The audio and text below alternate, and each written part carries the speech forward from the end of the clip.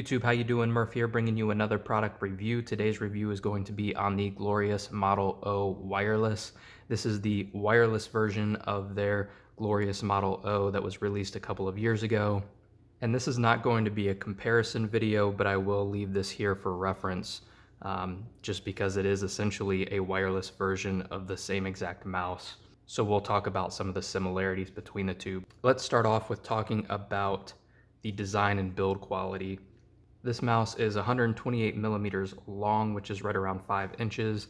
It's about 38 millimeters high, or about 1.5 inches, and it's about 67 millimeters wide, which is about 2.6 inches, and it weighs in right around 69 grams. So the size of this is the exact same as the wired version. Just like the wired version, this has the hexagonal cutouts. That is to aid in weight reduction while still keeping its rigidity. This mouse is very sturdy and well built. There is no creaking, there is no play in either of the sides, the back plate, the bottom plate. This is a very sturdy, well built mouse. Now the wireless version comes in right around 69 grams, and the wired version was about 67 grams. So they were able to keep the weight only 2 grams more than their wired version, despite having wireless technology as well as a battery inside of this version. So this model is still a very lightweight mouse. It comes with their G skates, which are very good skates. It's very smooth on any cloth or vinyl mouse pad. On the bottom here, you can see the power adjustment as well as the additional hexagonal cutouts, which again is just mainly for weight reduction. You can see their Glorious symbol on the side, and you can see the LEDs on the sides of the mouse as well as accented on the scroll wheel.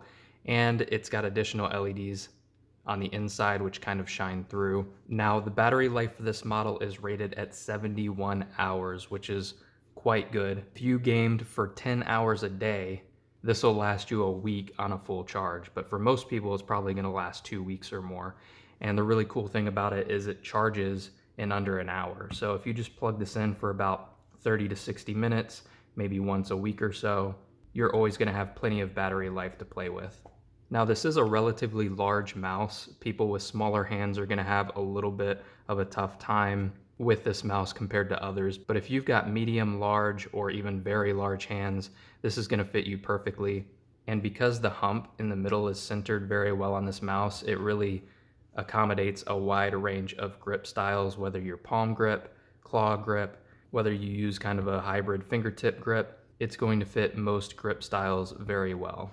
Now it does come with a charging cable. It's a pretty long USB-C cable, so you shouldn't have any problems with the length of the wire getting in the way of your gameplay or anything like that. And you can see here it's got kind of these grips on the end that really just fit very well into the mouse.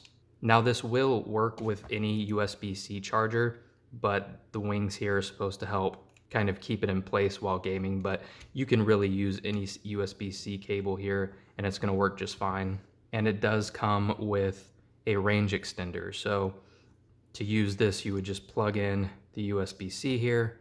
It's also got an area for the wingtips to fit in here as well. And then you would plug this end into your PC. And that way, if your PC tower is a little bit further away, you can still use your wireless mouse just by putting this a little bit closer to where you're going to be using it. But I didn't have any problem with the range of the stock USB dongle. So I think for most people, it's a little bit unnecessary, but it is nice to have in the box. And just like the wired version, it's made of that paracord material. So it's very flexible. It's not going to bunch up or bind on you, and it's very lightweight. Now you do have that power button on the bottom, but other than that, the only other thing on the bottom here is that LED indicator, which is just going to let you know what your DPI setting is. To change your DPI on this mouse, you of course can go into the software, which we'll discuss in a moment, but you can do it on the fly here by pressing this middle button, and that's going to change the color of the LED to correspond to different DPI settings. As far as the other buttons on this mouse, your left and right mouse buttons are very tactile. They've got a nice clickiness to them, but they're also very lightweight. There's a minimal effort required to press these buttons compared to some of the other mice out there that, you know, you have to really press on them to activate the click. These are very lightweight. And then you've got the mouse 4 and 5 buttons right there on the side that are also very easy to click as well. And again, very tactile. This mouse does come in black and white, but it's only in a matte version, which I think most people will prefer anyways. It feels and looks very good. This comes in black and white, but it comes in a matte and a gloss finish. This one just comes in matte white and black. Now the sensor for this model is their Glorious BAMF. It's essentially a modified version of a PixArt sensor, and it's very good. It has a minimum DPI of about 100 and a maximum DPI of about 19,000, which for reference is a wider range than their wired version. It's got a minimum liftoff distance of about 1.2 millimeters and a maximum polling rate of 1,000 hertz. The scroll wheel, just like the original model, is very good. It's got kind of a rubber texture on the top, but it feels very durable. You shouldn't have any peeling issues or anything with that. You do have a nice satisfying click in there, and it's a 24-step wheel. So instead of some of those infinity wheels that just kind of spin smoothly and you don't really feel those individual clicks in between, you can feel each individual step in there, which is nice. That's more of a preference deal. Some people like that, some people don't. I prefer the steps in between, especially when you're trying to switch weapons in the middle of a game or something like that. You have those individual steps, so you know you're not scrolling too far or anything like that. Now, talking about the software, this uses their newer Glorious Core software, and once you open it up, this is what you're going to be presented with. You're going to see on the bottom right here a battery indicator. You can set up different profiles if you need to. Up to 3 are available to you. And on the left-hand side here, it'll show you an actual percentage of what the Model O wireless is at. And clicking on it here, you can set different profiles. You can adjust the lighting, both the speed and the brightness. You can adjust the keybinds, and you can adjust the performance, which is where you're going to adjust the liftoff distance, the debounce time, the polling rate, and you can adjust the different DPI stages for the different LED indicators. So if you don't want 4, 8, 16, and 32, you can actually adjust, blue to be 1200, green to be 12,000. You can make all of your adjustments in here and then save them to whatever profile you're using. And for those wondering about lighting, because I always get asked this question, can you change it off of just a typical breathing pattern? You can choose between breathing, single color. You can turn the LEDs off in general. I usually just leave it on the Glorious mode, which is kind of a wave function. As far as performance, it's very good in pretty much whatever way you're going to utilize this mouse. And in wireless mode, the latency is very low. As far as gaming performance, again, it's very good. I used this mouse playing Call of Duty Warzone, Apex, and Battlefield 5, and it performed well in all of those games. It's really hard to find any cons about this mouse at all. I know some people aren't really a fan of these cutouts on the top. They don't like how they feel.